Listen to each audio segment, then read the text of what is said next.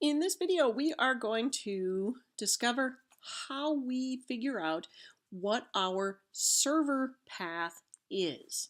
If you recall from one of the prior videos, we had to create an include, and it used a server path so that regardless of where this page exists on our website, it will always have the direct path from the root of our server all the way to where the actual file is located. So you'll notice that this is not at the root of our website. The root to your website would start just with this portion. That's what the HTML side of it sees. But since PHP is a server-side language, we need to figure out what the path is from our server. So what this means when we're talking about the entire server path is, if you recall, we have the web server. That's our HTTP server.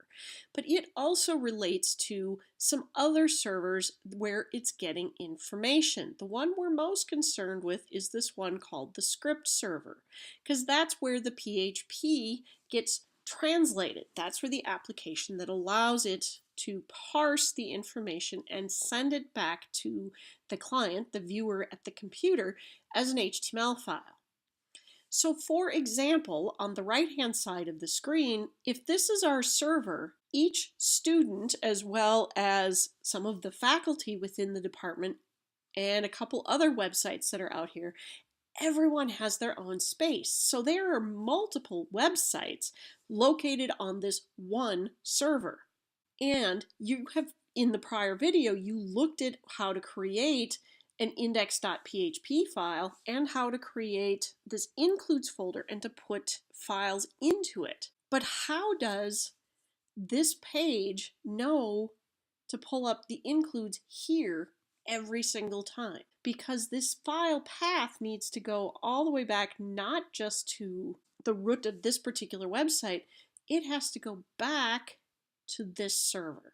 So there's a piece of PHP code that we can actually create that will allow us to do that. So back in Dreamweaver, I'm going to create a new PHP document. Again, if you're on another sort of text or web editor, a standard HTML document is just fine. Just remember to save it as a .php when you're done. So I'm going to click Create. Here is my basic HTML. In between the body tags is where this is going to go. So I know I need to open my PHP. So there's my open. And I'm just going to close my PHP right away, and I'll put what I need to in between it. So the first thing I need to put in here is it's what is called a variable. You don't have to worry about that for right now, but it's $dir equals. And now this next part is part of a PHP global command. So we're going to do dir name. Notice it's all lowercase, all one word. Then we have a parenthesis, an underscore, underscore. So there's two of them on either side, and the word file. And file needs to be in all capital letters for this to work.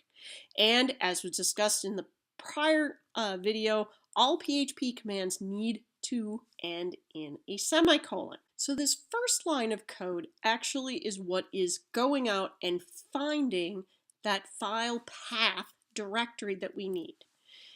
The second command that we put in, we echo it, and in PHP to echo it just means show this information on the screen.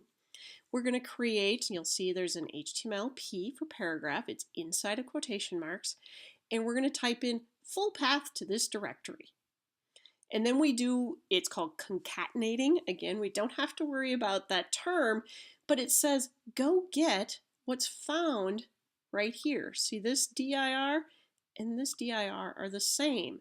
So whatever was found in this command, it's going to show on the screen right here. Now, one word of caution is if you are copying this directly from the lab assignment, make sure that you go in and hand change these quotes, because from past experience, it likes to put in what are referred to as curly quotes. Curly quotes do not work on the web, and your file, this whole thing will not work. So once we have this, I'm going to save this. And remember, we have to save it as a PHP file. So I am just going to go in and save this just in my class 6. You can save this in your file. I'm going to call this one PHP path. So that's what I've asked for it to be called in the assignment. And I'm going to go save. Remember, I can't just do a preview of this on my screen without uploading this. So I'm going to go back out to FileZilla. I'm going to go locate that file. And if you remember, I just put it in my class 6 directory. And I just want to put this at the root of my site. So I'm going to find the root of my site. And actually, I'm going to put it the root of my 375. And it's called PHP path. So I'm going to upload it. Again, you can see I was out here demoing before I was practicing. So I've just uploaded it. So there's PHP path. So now I need to go out to my browser and find this page, and it will tell me what my path is. And now that I'm here, I'm going to type in my web address, which I know is my username.stoutmartech.com/ICT375, and I called this, I put it in the root of this and I called it phppath.php. If this works correctly, here's the text that I said for it to show, echo full path to this directory. After that is the path that I need. But that just takes me directly to this ICT375 directory. So when I add it to my PHP file, so I'm just going to copy this, and I'm going to go back to that index file that we did in the prior video where we had the whole path. And I'm just going to paste it next to it so we can do some comparisons. So we have, there's home, Stout Martech, these things match, public, users, there's my directory, ICT. But notice I created some additional folders in the file name. I have to add those in, but this is going to get me to the root of my website, and then you can add any particular paths from that point on. That is how we find this path that you will need when creating your includes, and by doing so it'll allow you that from wherever in your site this will find where your includes are at, as long as they're always in that same location.